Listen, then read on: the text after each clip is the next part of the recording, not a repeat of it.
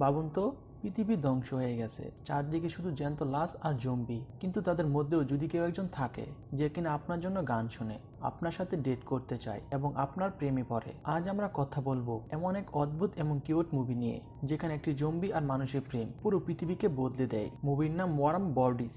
So hello everyone, welcome to cinema Shohor. আর আমি শাকিল হাসি আপনাদের সাথে। গল্পের একদম কেন্দ্রে থাকা চরিত্রের নাম আর। সে একজন জম্বি, কিন্তু তাকে সাধারণ মাংস খেয়ে জ্যান্ত লাশের কাতারে ফেললে মস্ত বড় ভুল হবে। যেখানে অন্য জম্বিরা কোনো প্রকার চেতনা বা অনুভূতি ছাড়াই শুধু কাঁচা মাংস আর রক্তের আদিম নেশায় হন্য হয়ে হাহাকার করে ঘুরে। আর হচ্ছে সেখানে সম্পূর্ণ আলাদা। সেই শান্ত, দয়ালু এবং অসম্ভব রকমের ভাবুক প্রকৃতির। সে এক বিশাল জনশূন্য এবং পরিত্যক্ত এয়ারপোর্টে ধূসর টার্মিনালের ভিতরে বাস করে। সেখানে তার মতো আরো শত শত জম্বি সারাদিন কোনো উদ্দেশ্য ছাড়া এদিকে ওদিকে পায়চারি করে সময় পার করে। মজার এবং কিছুটা কষ্টের বিষয় হলো আর তার নিজের পুরো নামটা পর্যন্ত এখনো মনে করতে পারে না। তার স্মৃতির ঝাপসা পাতায় শুধু এটুকুই অবশিষ্ট আছে যে এককালে তার নামটা আর দিয়ে শুরু হতো। এই নামহীনতার পরিচয়হীনতাই তাকে অন্য সব জম্বিদের চেয়ে মানসিক অনেক বেশি একা এবং বিঘ্ন করে তোলে। শারীরিকভাবে আর কথা বলতে অক্ষম। তার মুখ দিয়ে বড়জোর কিছু অস্পষ্ট গুদগুদ শব্দ বা অমানবিক আর্তনাদ বের হয়, যা দিয়ে অন্যদের সাথে যোগাযোগ করা অসম্ভব। কিন্তু তার পাথরের মতো নিজস্ব শরীরের ভিতরে বাস করা এক জীবন্ত মন। তার মাথার ভিতরে সারাক্ষণ হাজারো দার্শনিক চিন্তা আর বিচিত্র সব প্রশ্ন ঘুরপাক খায়। সে প্রতিনিয়ত নিজেকে আর তার চারপাশে এই ধ্বংসপ্রাপ্ত সমাজকে নিয়ে কাটাছেড়া করে। সে ভাবে কেন তারা এমন হয়ে গেল, তারা কেন একে অপরকে কামড়াতে আর ছিঁড়ে খেতে চায়, কেন কেউ কারোর সাথে হাসি মুখে কথা বলে না বা বন্ধুর মতো মিলামেশা করে না। এই মৃত আর ধূসর জীবনে তার সবচেয়ে বড় আশ্রয় আর একমাত্র সঙ্গী হলো মিউজিক। সে তার আস্তানায় থাকা একটি পুরনো বিনাইল রেকর্ড প্লেয়ারে গান শুনতে খুব ভালোবাসে। তার কাছে একটি অদ্ভুত কিন্তু চমৎকার যুক্তি আছে। সে মনে করে সিডি বা আধুনিক ডিজিটাল মিউজিকের চেয়ে এই পুরনো রেকর্ডগুলো যান্ত্রিক ঘর্ষণ আর খসখসের শব্দ অনেক বেশি জীবন্ত এবং আসলে মনে হয় এই সুরগুলি তাকে মানুষের সেই হারানো সভ্যতার কথা মনে করিয়ে দেয়, যা এখন কেবলই ইতিহাস।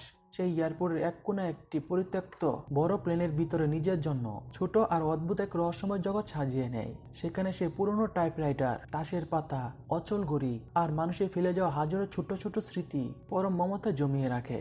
অন্যান্য জম্বিরা যখন মানুষের অস্তিত্ব বিলীন হতে ব্যস্ত, আর তখন মানুষের ফেলে আসা সেই সভ্যতার স্মৃতিগুলোকে আগলে ধরে বেঁচে থাকতে চায়। যখন সে তার রেকর্ড প্লেয়ারের পছন্দের কোনো গান ছেড়ে দিয়ে প্লেনের ভাঙা জানালার পাশে এক স্তব্ধ হয়ে বসে থাকে, তখন সে কিছুক্ষণের জন্য ভুলে যায় যে তার শরীরে কোনো প্রাণ নেই কিংবা তার হৃৎপিণ্ড আর স্পন্দিত হয় না।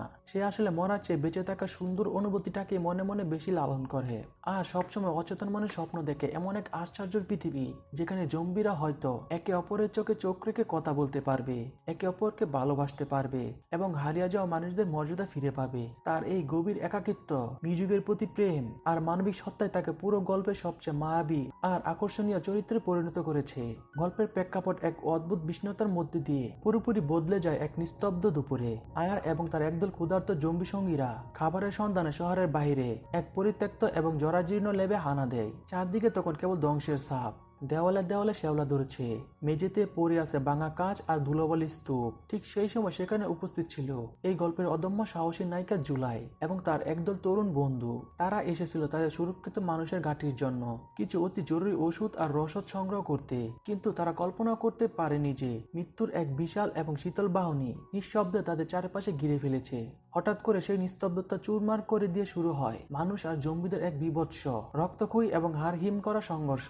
চারদিকে তখন কেবল কান ফাটানো বন্দুকের গুলির আওয়াজ, জম্বিদের বিকট এবং পৈশাচিক চিৎকার আর জীবন বাঁচানোর জন্য মানুষের করুণ আর্তনাদ। ঠিক এই ভয়ঙ্কর বিশৃঙ্খলার মাঝে এক নাটকীয় মুহূর্ত সৃষ্টি হয়। আর যখন জুলাইয়ের এক বন্ধুকে আক্রমণ করে তার মস্তিষ্ক ভক্ষণ করছিল, যার ফলে সে ওই ছেলের স্মৃতিও দেখতে পাচ্ছিল, তখনই তার নজরে পড়ে জুলাইয়ের উপর। জুলাই তখন একা এক কোণে দেওয়ালের সাথে লেপ্টে দাঁড়িয়ে প্রাণপণে লড়াই করছিল নিজেকে বাঁচানোর জন্য। তার হাতে ধরা ছিল শক্ত বন্দুক আর তার চোখে ছিল অদম্য সাহস মেশানো এক অদ্ভুত তেজ এবং বাঁচার এক তীব্র আকুতি।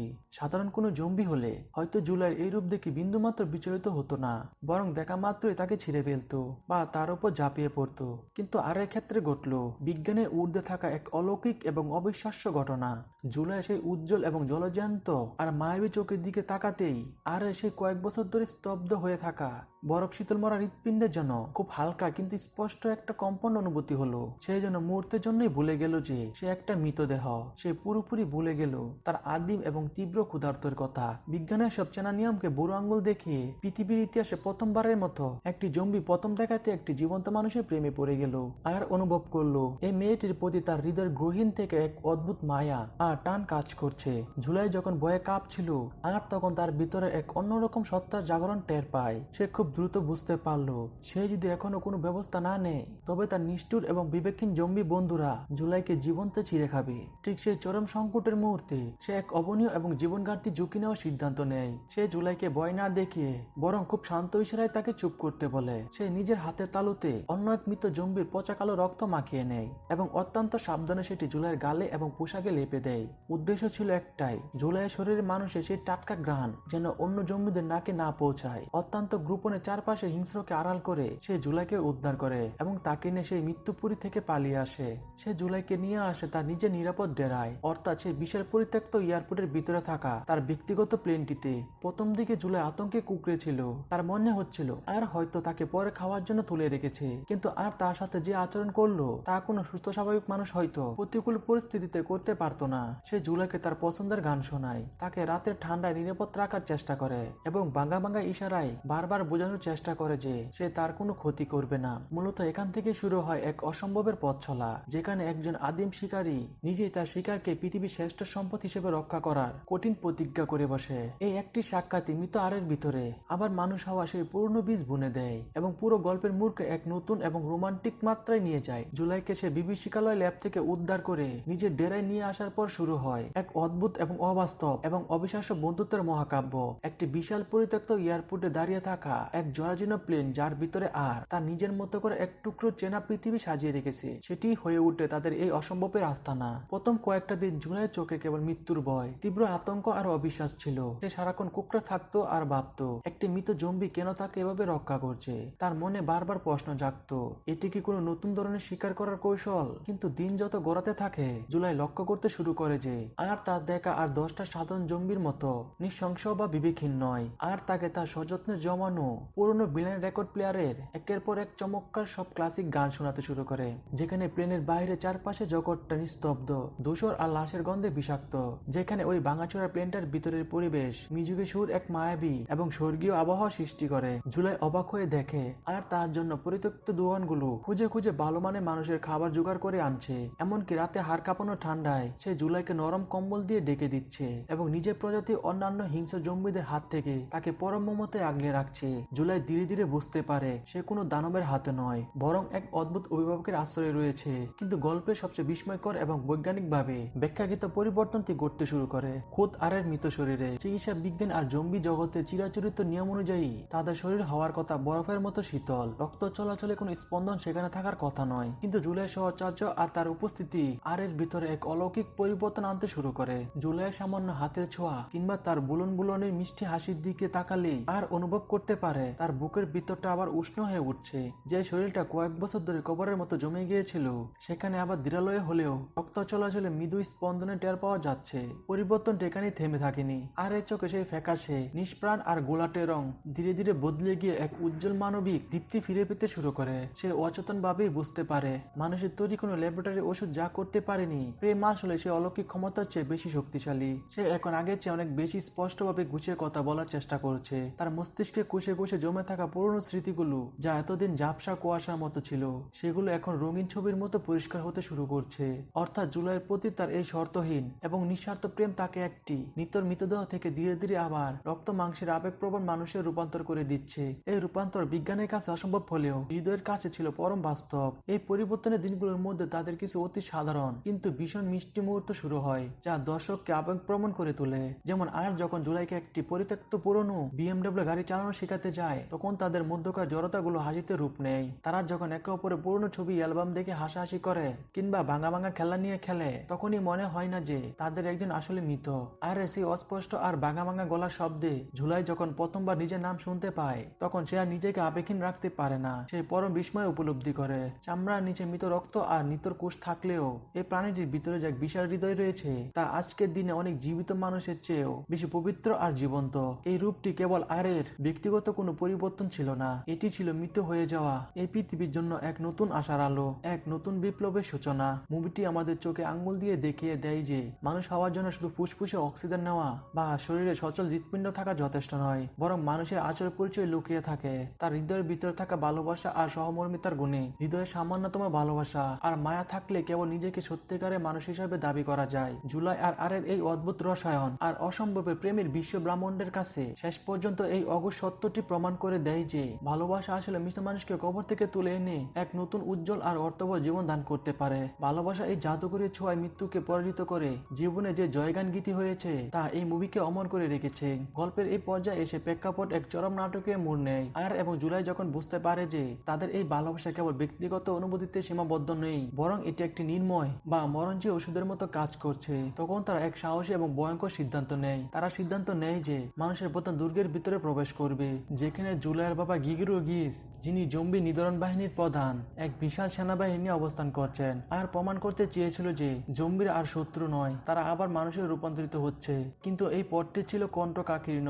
একদিকে মানুষের বন্দুকে নল আর অন্যদিকে দেয়া আছে বনিস নামক এক চরম অভিশাপ। বনিসরা হলো জম্বিদের সেই চূড়ান্ত পর্যায় যাদের শরীরে আর কোনো মাংস অবশিষ্ট নেই এবং তাদের মন থেকে মানবিকতার শেষ বিন্দুটিও মুছে গেছে। তারা ছিল কেবলই হাড়ের কঙ্কাল এবং অত্যন্ত হিংস্র। এই বনিসরা যখন বুঝতে পারলো যে আর এবং তার অনুসারী জম্বিদের হৃৎপিণ্ড আবার স্পন্দন হতে শুরু করছে, তখন তারা একে তাদের অস্তিত্বের জন্য হুমকি হিসেবে দেখলো। কারণ জম্বিরা যদি আবার মানুষ হয়ে যায় তবে বনিসরা একা হয়ে পড়বে এবং তাদের রাজত্ব শেষ হয়ে যাবে। তাই হাজার হাজার বনিসরা একসাথে মানুষের সেই সুরক্ষিত দেওয়াল এবং আয়ের দলের উপর একযুগে প্রলয়নকারী আক্রমণ করতে শুরু করে। ঠিক এই মুহূর্তে যুদ্ধের ময়দানে এক অদ্ভুত ত্রিমুখী পরিস্থিতি সৃষ্টি হয়। এক পাশে জুলাইয়ের বাবা নেতৃত্বাধীন সুসজ্জিত মানুষের সেনাবাহিনী, যারা যে কোনো জম্বিকে দেখা মাত্রই মাথায় গুলি করার জন্য তৈরি। অন্যদিকে দিয়ে আসা ক্ষুধার্ত রক্তপিপাসা বনিস বাহিনী।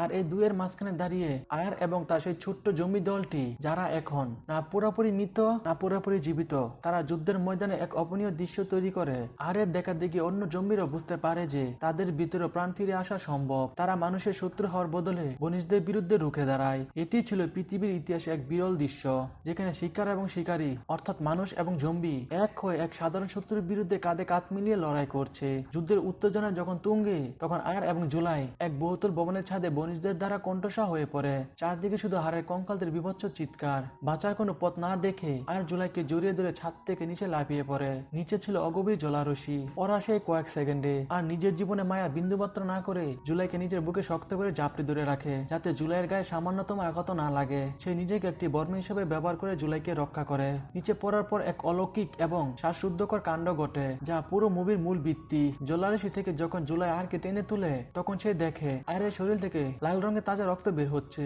জম্বিদের রক্ত সাধারণত জমাট বাঁধা, কালো এবং দুর্গন্ধযুক্ত হয়, কিন্তু আয়ারের শরীর থেকে আসা টকটকে লাল রক্তই বিশ্ব ব্রাহ্মকাণ্ডের কাছে সশব্দে ঘোষণা করে যে সে এখন আর কোনো জ্যান্ত লাশ নয়, সে এখন শতভাগ একজন রক্ত মাংসে মানুষ। জুলাই যখন পরম মমতায় এবং কৃতজ্ঞতায় আয়ারকে জড়িয়ে ধরে তার অদরে একটি দীর্ঘ চুম্বন আঁকে, তখন এক অলৌকিক স্পন্দন ঘটে। আয়ারের হৃৎপিণ্ড দীর্ঘ বছর পর সজোরে দুপুক করে ওঠে। সেই শব্দের কম্পন যেন পুরো পৃথিবীর বাতাসকে এক নতুন আশার বার্তা দেয়। তার চোখের জোড়া যা এতদিন গোলাটে ছিল, তা এখন মানুষের মতো গভীরতা, উজ্জ্বলতা আর তেজ ভরে ওঠে। এই দৃশ্য দেখে জুলাইয়ের বাবা এবং তার বিশাল সেনাবাহিনী তাদের বন্দুকের নল থামিয়ে ফেলে। তারা সচক্ষে দেখতে পায় যে পরিবর্তন তারা হাজার হাজার বুলেট দিয়ে আনতে পারেনি, একটি মেয়ে তার ভালোবাসা আর বিশ্বাস দিয়ে তা সম্ভব করে দেখিয়েছে।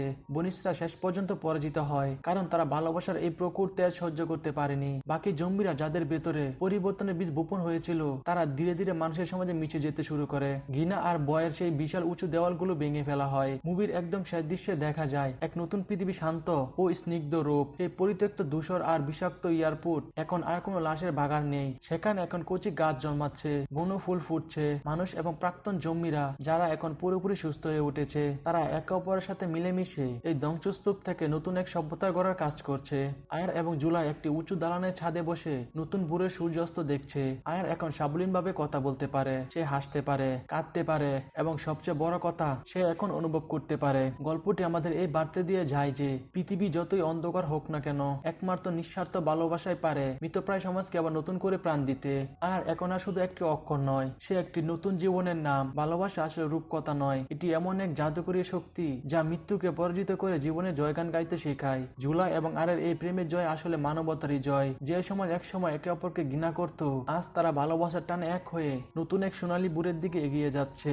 বন্ধুরা, এই ছিল ওয়ার্ম বডিজ মুভিটির এক অসাধারণ এবং আবেগঘন এক্সপ্লেনেশন। এই মুভিটি আমাদের শেখায় যে আমরা যদি আমাদের ভিতরে মানবিকতা আর ভালোবাসাকে বাঁচিয়ে রাখতে পারি, তবে পৃথিবীর কোনো ধ্বংসই আমাদের পরাজিত করতে পারবে না। আপনার কাছে কি মনে হয়, ভালোবাসা কি আসলে মৃত মানুষকে জীবিত করতে পারে? আপনার মূল্যবান মতামত কমেন্টে অবশ্যই জানাবেন। ভিডিওটি ভালো লাগলে একটি লাইক দিন এবং এমন আরো মুভি এক্সপ্লেনেশন পেতে আমাদের চ্যানেলটি এখনই সাবস্ক্রাইব করে রাখুন। দেখা হচ্ছে পরের কোনো ভিডিওতে। ততক্ষণে ভালো থাকুন, সুস্থ থাকুন। আল্লাহ হাফেজ।